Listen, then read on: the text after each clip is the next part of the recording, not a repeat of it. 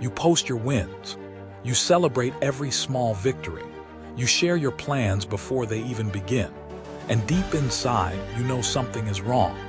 You feel exposed, vulnerable, like you are giving away pieces of your power to people who do not even care about your success. I am Solomon. 3,000 years ago, I accumulated wealth beyond imagination, wisdom that kings traveled continents to hear, and power that shaped nations. But here is what history does not tell you. I built my empire in silence. I multiplied my riches without fanfare. I mastered the art of invisible growth. You live in a world that rewards noise, but noise is the enemy of true prosperity. Every time you announce your moves, you invite interference. Every time you seek validation for your progress, you weaken your foundation.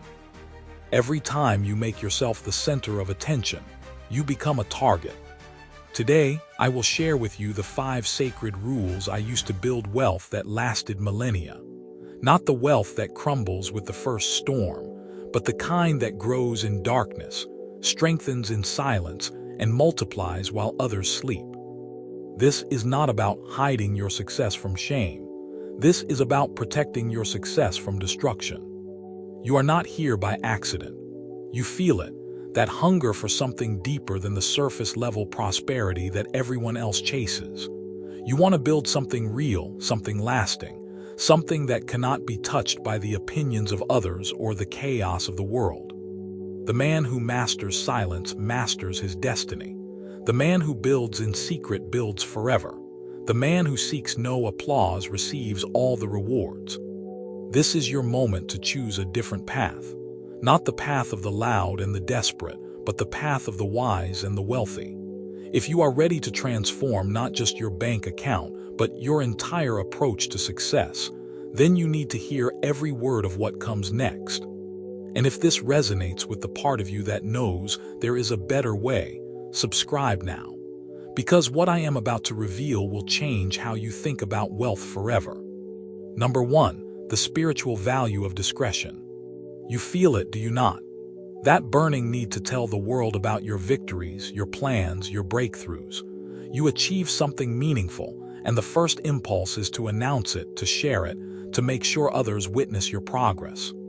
But deep inside, in the quiet moments when you are alone with your thoughts, you sense that something sacred is lost every time you speak too soon. I am Solomon, and I learned this truth through blood, sweat, and the weight of a crown that nearly crushed me before I understood its true power. Discretion is not merely a social skill or a strategic choice.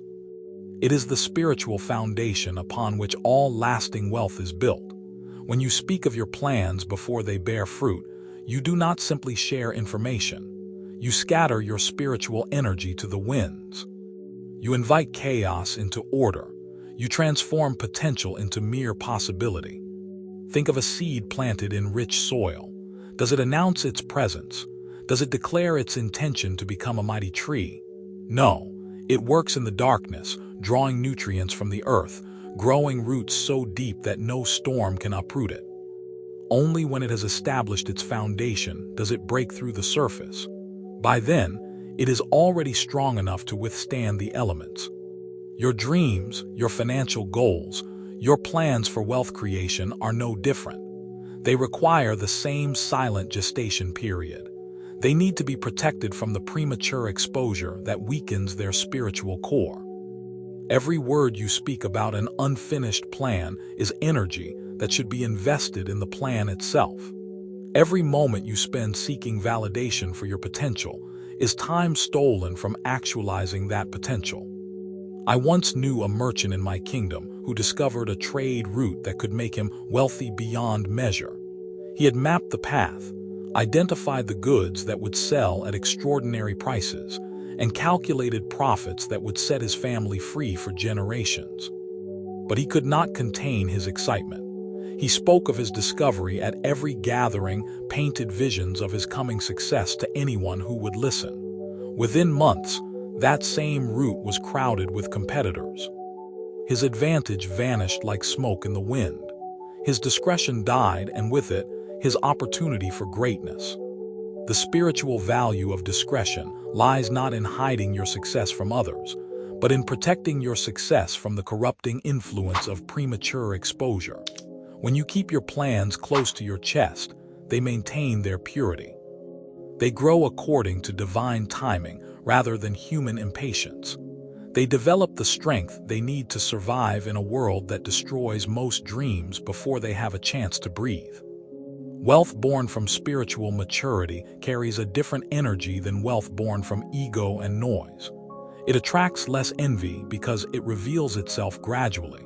It creates less resistance because it does not threaten others with sudden, shocking displays of success.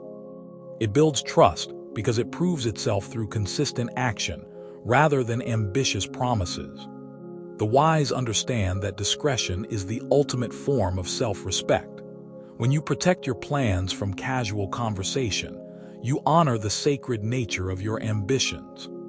When you allow your work to speak louder than your words, you demonstrate faith in your own abilities. When you resist the urge to seek approval for your dreams, you claim full ownership of their eventual manifestation.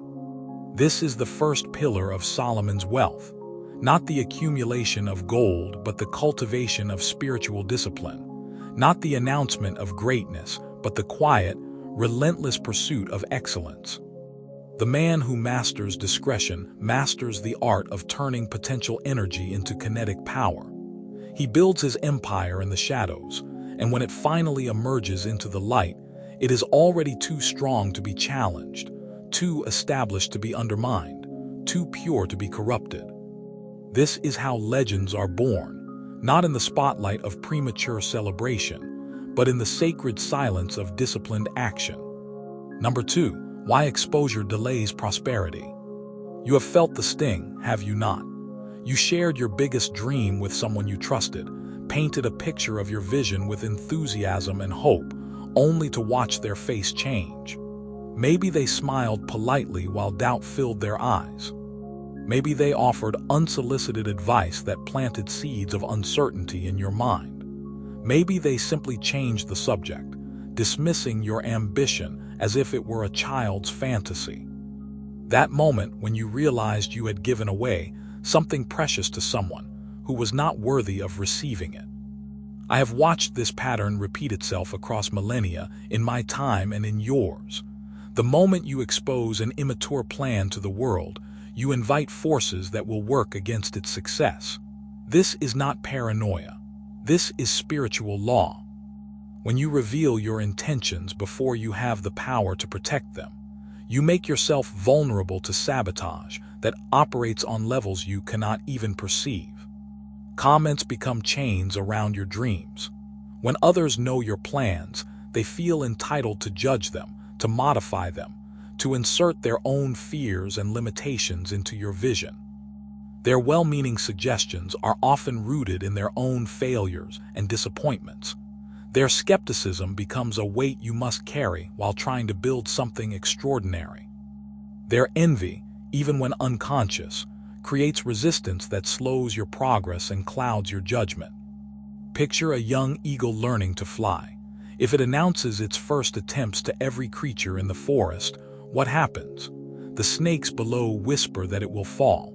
The earthbound animals mock its ambition to soar. The other birds, jealous of its potential, offer advice designed to keep it grounded. But the eagle that learns in solitude, that makes its mistakes without an audience, that builds strength through private struggle, eventually rises above them all. By the time others notice its power, it is already beyond their reach. I learned this lesson through pain that still echoes in my soul. Early in my reign, I shared my plans to build the temple with advisors who seemed supportive but harbored secret resentments.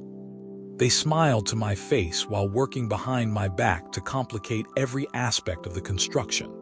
They questioned my decisions in public, undermined my authority with the workers, and turned what should have been a glorious project into a battleground of competing egos.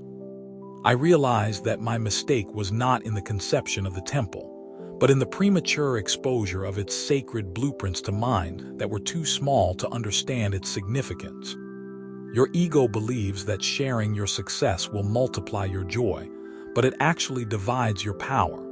When you seek external validation for your achievements, you make others partners in your success without giving them any stake in your struggle.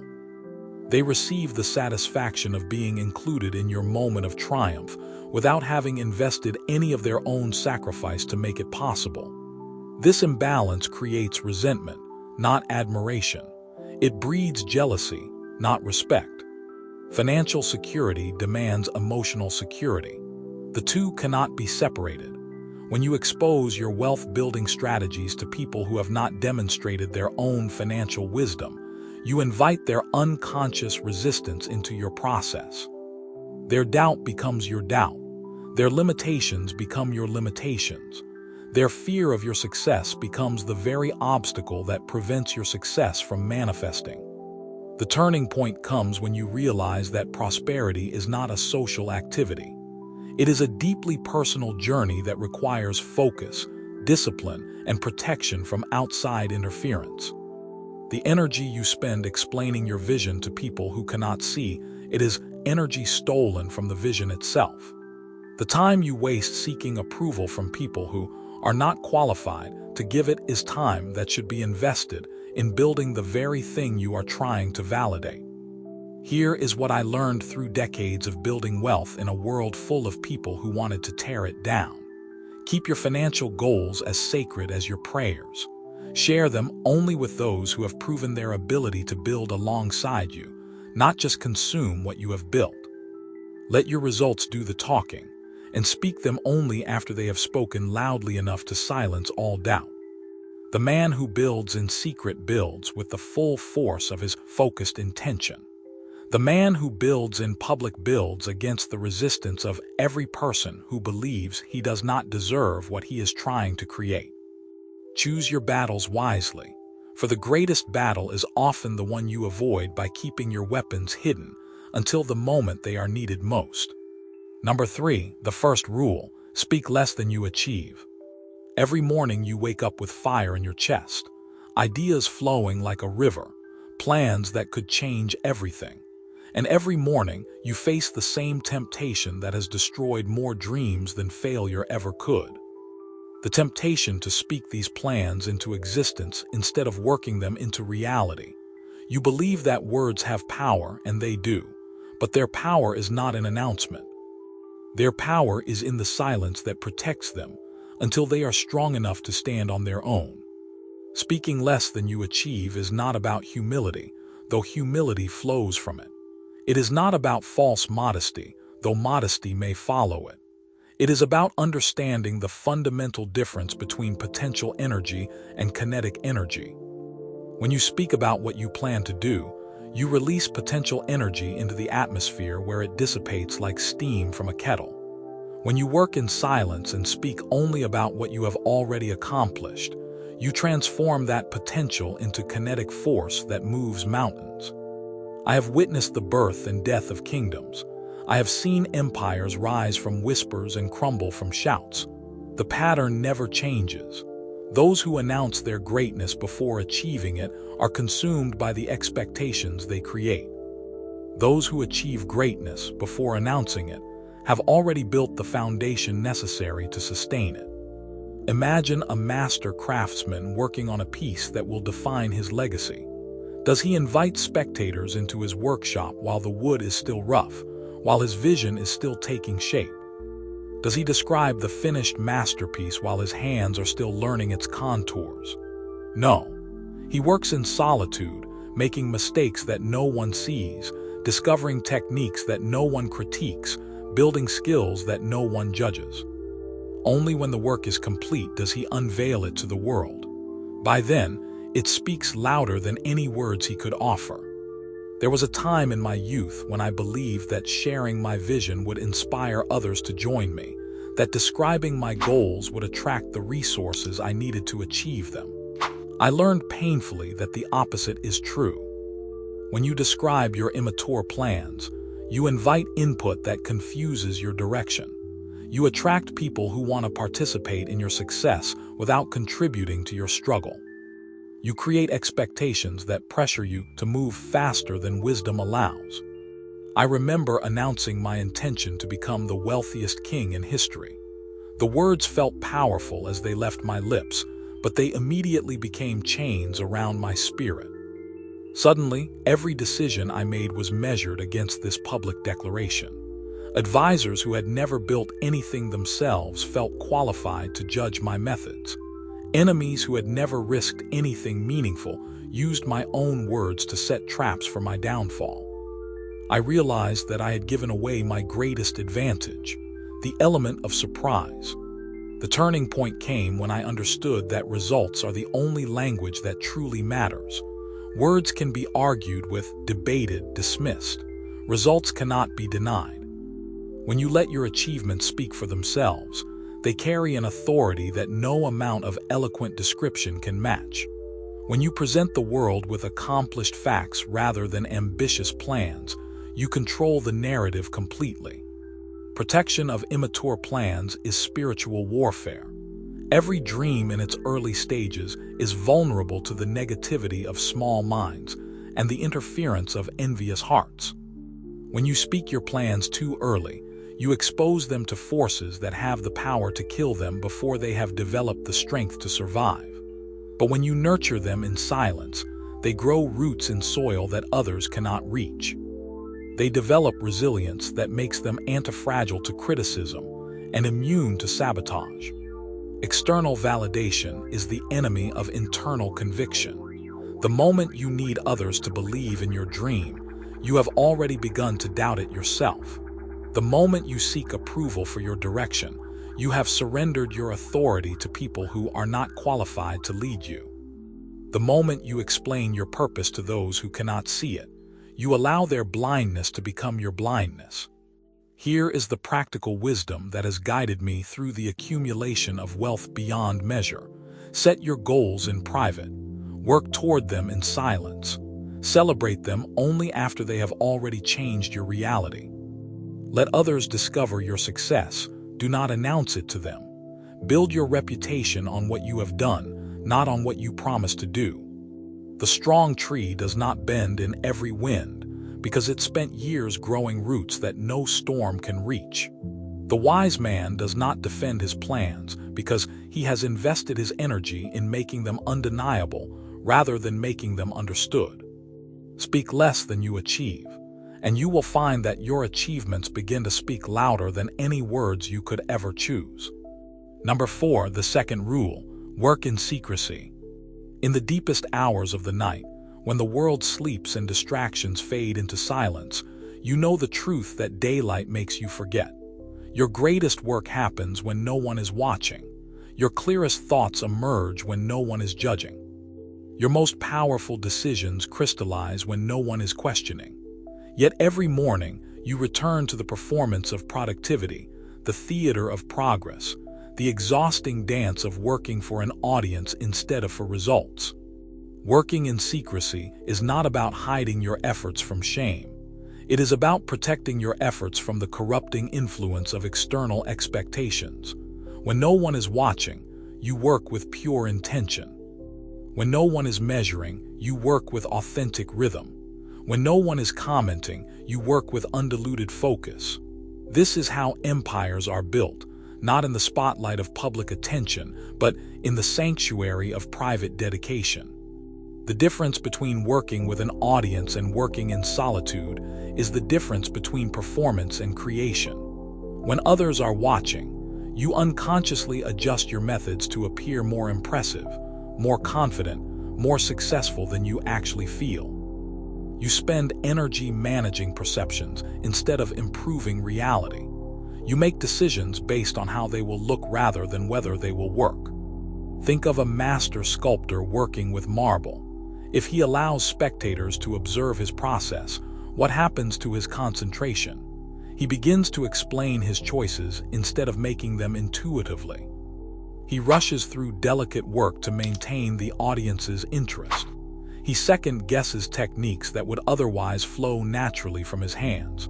But when he works alone, the stone speaks to him directly. His tools become extensions of his vision. His mistakes become teachers rather than embarrassments.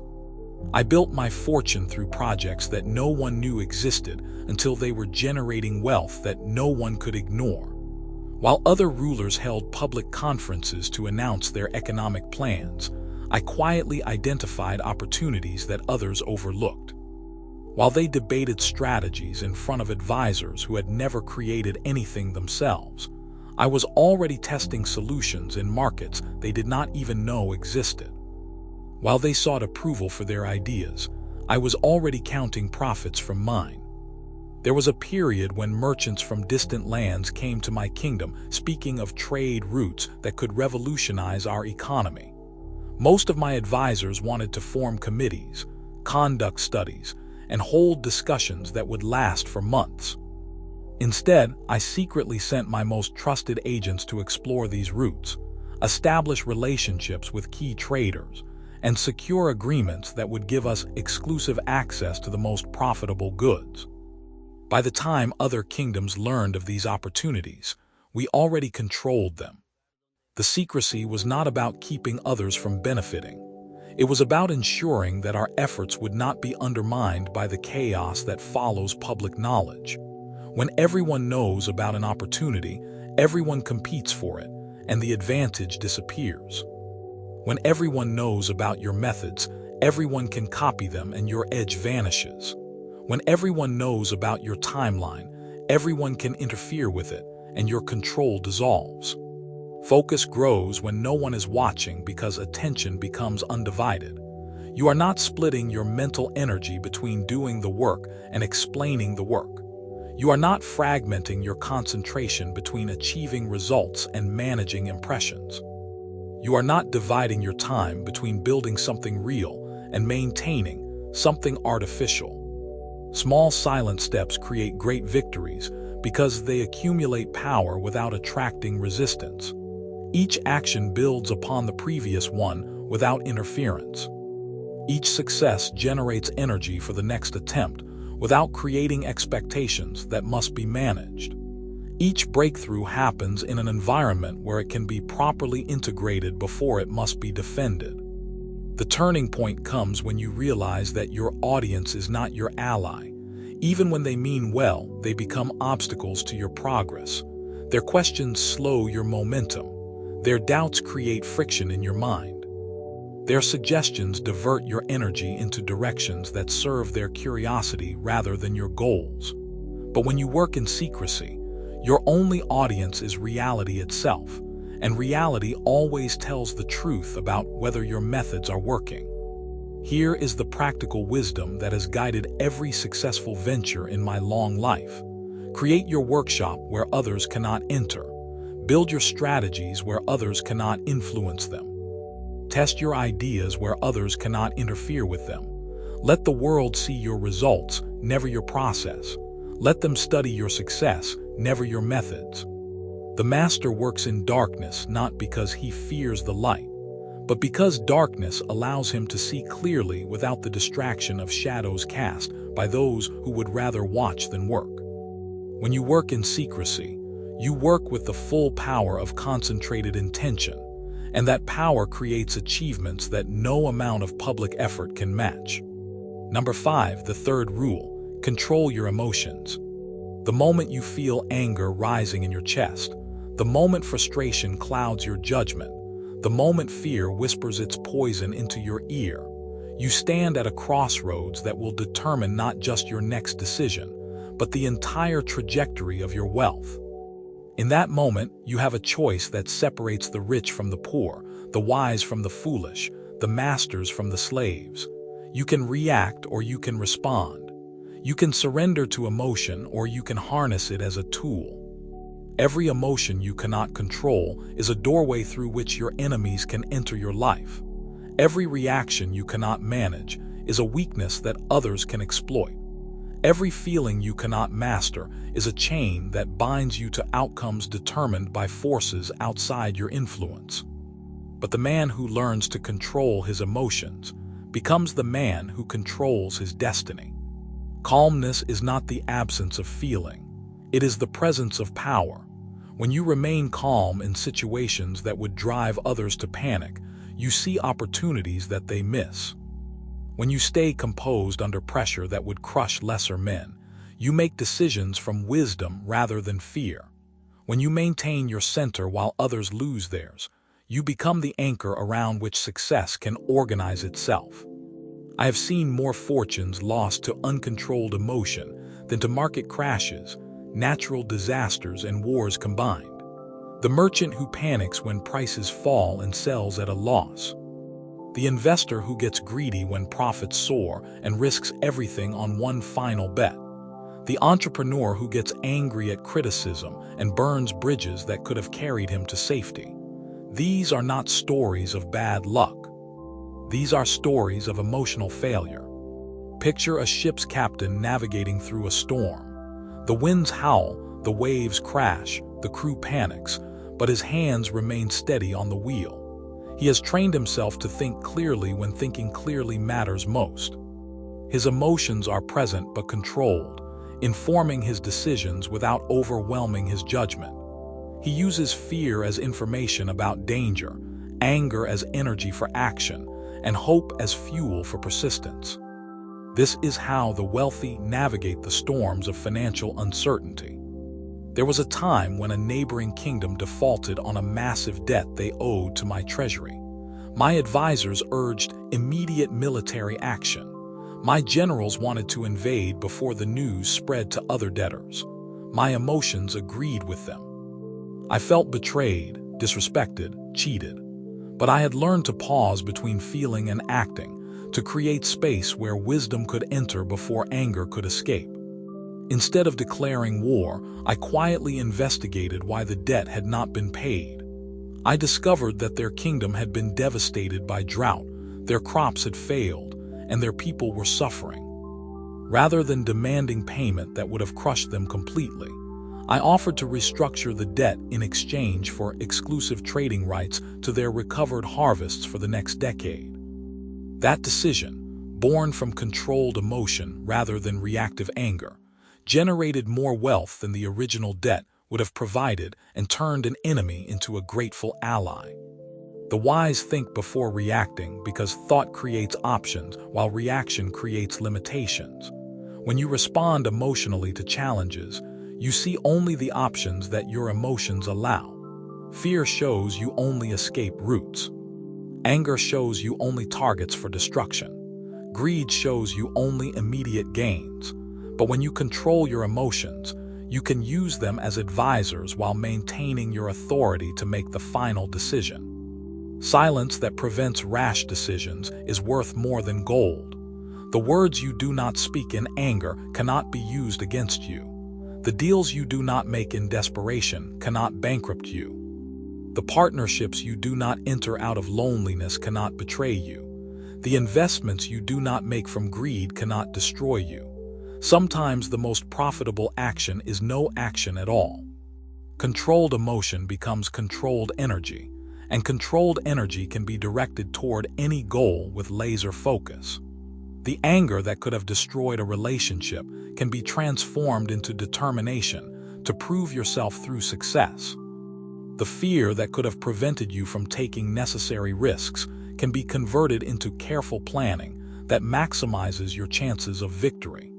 The sadness that could have paralyzed your progress can be channeled into compassion that opens doors you never knew existed.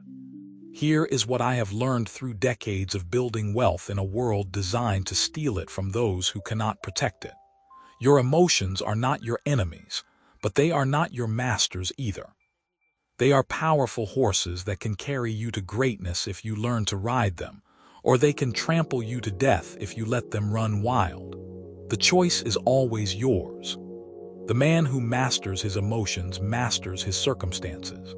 The man who controls his reactions controls his results.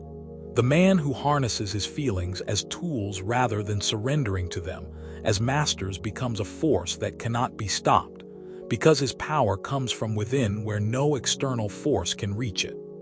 Number 6, the fourth rule: be selective with whom you share. You have learned this lesson through blood, have you not? You trusted the wrong person with your most precious secret. your deepest dream, your biggest opportunity. You thought their smile meant support, their interest meant understanding, their presence meant loyalty. But when the moment came to stand with you, they vanished like shadows at sunrise. When you needed their encouragement most, they offered doubt. When your success began to manifest, they suddenly remembered why it would never work. Not everyone roots for you. This is perhaps the hardest truth that successful people must accept, yet it is the most liberating once you truly understand it. The world is filled with people who will smile at your face while secretly hoping for your failure. They will offer to help while subtly sabotaging your efforts. They will pretend to care about your success while actually resenting your potential to surpass them. A restricted circle accelerates progress because energy moves faster through focused channels than through scattered networks. When you share your plans with carefully selected allies, their support amplifies your power. When you waste your vision on unworthy audiences, their resistance dilutes your strength. Quality of confidence matters infinitely more than quantity of supporters. Think of a river that changes course suddenly. Where the channel narrows, the water moves with incredible force, carving new paths through solid rock. Where the channel widens into marshland, the water spreads thin and loses its power to change anything. Your dreams and plans follow the same principle. Focus them through the right people, and they become unstoppable forces. Scatter them among the wrong people, and they become stagnant pools that breed nothing but disappointment. The danger of small minds near big dreams cannot be overstated. Small minds cannot conceive of big possibilities, so they instinctively work to reduce your vision to something they can understand. They offer modifications that shrink your goals to their comfort level. They suggest compromises that protect their ego at the expense of your potential. They provide reality checks that are really limitation checks designed to keep you operating within the boundaries of their own failed ambitions. I learned this lesson through a betrayal that nearly cost me my kingdom. There was a man among my advisors who had served my father faithfully. I trusted him with plans for expanding our trade networks into territories that had never been successfully penetrated by our merchants. He listened with what seemed like enthusiasm, asked intelligent questions, and offered valuable suggestions. But he was simultaneously sharing these plans with rulers from competing kingdoms, selling my strategies to fund his own secret ambitions. The damage was not just in the lost opportunities, though they were significant. The greater damage was in the confusion that followed. When multiple kingdoms attempted the same strategies simultaneously, the markets became chaotic. Prices fluctuated wildly. Relationships that should have been built gradually were rushed and ultimately failed. What should have been a carefully orchestrated expansion became a destructive free for all that benefited no one. The turning point came when I realized that loyalty cannot be assumed. It can only be tested over time. Trust is not a gift to be given freely. It is a prize to be earned through consistent action. The right to know your plans must be demonstrated through a history of supporting your success, not just expressing interest in your ideas. Here is how I learned to evaluate who deserves to hear my vision and who deserves only to see my results. I began observing how people talked about others' success. Those who celebrated the achievements of their peers were likely to celebrate mine. Those who found reasons to diminish others' accomplishments would certainly find reasons to diminish mine. I listened to how they spoke about their own failures. Those who took responsibility and learned from mistakes were worthy of trust. Those who blamed circumstances and other people for their problems would eventually blame me when my success highlighted their inadequacy. I started sharing different pieces of information with different people, like pieces of a puzzle that could only form a complete picture when assembled by someone who had access to all the pieces. This allowed me to track who was keeping my confidence and who was betraying it. It also ensured that even if someone shared what I had told them, they could only damage part of my plan, never the whole.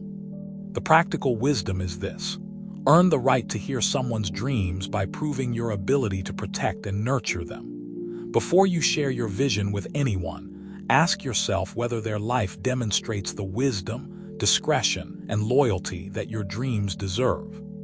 Have they built anything significant themselves? Have they kept other people's secrets? Have they supported others through difficult seasons without expecting immediate rewards? Your inner circle should be smaller than your ego wants, but larger than your fear suggests. It should include people who have something to lose if you fail and something to gain if you succeed, but who are not dependent on your success for their own survival. It should consist of individuals who can offer genuine value through their experience, connections, or resources, not just their opinions or emotional support. The man who chooses his confidence wisely creates a fortress of support that protects his dreams from attack and amplifies his efforts toward success. The man who shares indiscriminately creates a marketplace of gossip that turns his visions into public entertainment and his failures into popular discussions. Guard your dreams like the treasures they are, and share them only with those who have proven themselves worthy of handling treasures. Number 7, the fifth rule: prosperity that doesn't shine. You see them everywhere now, do you not? The ones who wear their success like armor, who drive their wealth like weapons, who live their prosperity like a performance that never ends. Their gold chains catch every light. Their expensive cars announce their arrival before they speak a word. Their designer clothes whisper price tags that others are meant to overhear. And deep in your spirit, you know something is wrong with this picture. You sense that true wealth moves differently, speaks differently, exists differently than this desperate display of material accumulation. Living without flaunting is not about hiding your success from shame or pretending to be less than you are. It is about understanding that real wealth provides freedom, not spectacle. When you must display your riches to feel their value, you have missed the point entirely. When you need others to witness your prosperity to validate its existence, you are still spiritually poor regardless of your bank account balance. Wealth as freedom means having choices without having to announce those choices to the world. It means being able to solve problems quietly, help others discreetly, and change your life direction without requiring public explanation or permission. It means possessing resources that serve your values, rather than demanding that your values serve your resources. I accumulated more wealth than any king before or since, yet I lived with a simplicity that confused those who measured worth by display. My palace was magnificent but not gaudy. My clothing was fine but not flashy. My meals were exquisite but not excessive. I understood that the purpose of wealth is not to impress people who do not matter, but to free yourself from dependence on people who do not care about your well-being. Picture two men of equal financial resources. The first man buys the most expensive house in the most prestigious neighborhood, drives the newest luxury car, wears the latest designer fashion, and eats at the most exclusive restaurants. He works constantly to maintain this lifestyle, takes on debt to fund his image, and lives in constant anxiety about what others think of his success. The second man lives in a beautiful but modest home that he owns completely, drives a reliable car that serves his needs without demanding attention, dresses well without broadcasting price tags, and enjoys excellent food without requiring an audience. Which man is truly wealthy? The power of silent humility reveals itself over decades, not moments. When you do not need to prove your worth through material display, you can invest your resources in assets that multiply rather than expenses that impress. When you are not competing in the game of conspicuous consumption, you can focus your energy on building systems that generate lasting prosperity. When you do not require external validation for your lifestyle choices, you can make decisions based on what serves your long-term freedom rather than your short-term ego. There was a merchant in my kingdom who had built a trading empire that rivaled the wealth of nations. Yet he lived in a simple house, wore ordinary clothes, and traveled without fanfare. Other merchants mocked him behind his back, calling him cheap, suggesting that he had not truly succeeded because he did not display his success properly. But I knew the truth. He owned properties in 7 kingdoms, had established trade relationships that would last for generations, and had accumulated gold reserves that could finance armies. His humility was not poverty in disguise. It was wisdom in practice. Meanwhile, another merchant who had achieved far less financial success lived like a king. He built a palace that bankrupted him, threw lavish parties that depleted his reserves, and surrounded himself with luxury that consumed his profits. People praised him as the model of successful living. They used his lifestyle as proof that he was more prosperous than the humble merchant. Within 5 years, his debts had destroyed his business. His palace was sold to pay creditors, and his friends had found more prosperous hosts for their entertainment. The turning point comes when you realize that true wealth whispers. It does not shout. It opens doors quietly rather than demanding attention loudly. It solves problems invisibly rather than creating spectacles publicly. It builds legacy silently rather than seeking applause immediately. Silent humility protects your wealth from forces that destroy ostentatious display. When you live modestly relative to your means, you attract less envy, face fewer attempts at manipulation, and create smaller targets for those who would take what you have built. When you help others without fanfare, you build relationships based on gratitude rather than resentment. When you succeed without bragging, you maintain the element of surprise that gives you competitive advantages. Here is the deepest truth about prosperity that most will never understand. The goal is not to have wealth so you can show it off. The goal is to have wealth so you do not have to think about it, worry about it, or structure your life around maintaining it. The highest form of prosperity is the ability to be generous without calculating cost, to make choices without considering price, and to pursue your purpose without financial constraint. The man who has achieved this level of freedom has no need to prove it to others. His life itself becomes the proof. His peace becomes the evidence. His ability to focus on what matters rather than what impresses becomes the testimony of his success. This is Solomon's prosperity, silent, secure, and so complete that it requires no external validation to sustain its internal power. You stand now at the threshold of a different existence, not because you have learned new techniques or discovered hidden secrets, but because you have remembered what your spirit already knew. The path of silent prosperity is not a destination you reach. It is a way of being you inhabit. Every day forward, you will face the same choice that has defined the wealthy from the desperate since the beginning of time. Will you build in darkness or perform in light? Will you speak your dreams or live them? The seed that grows into the mighty oak never announces its intention to the forest. It simply draws nutrients from the earth, extends roots deeper than any storm can reach, and transforms sunlight into strength that no wind can break. This is your new nature.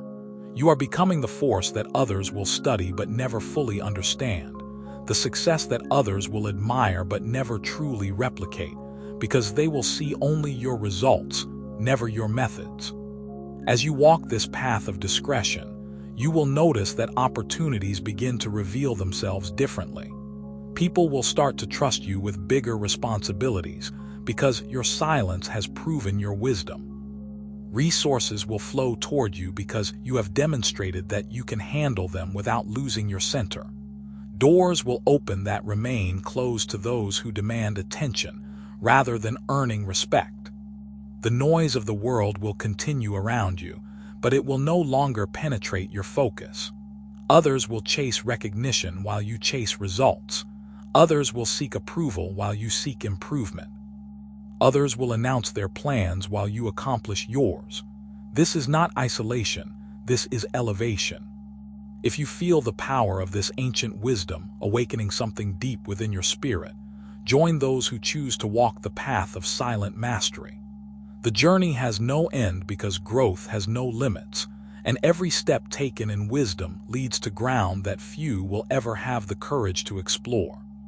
The man who masters silence masters everything that silence protects, and what silence protects is infinite.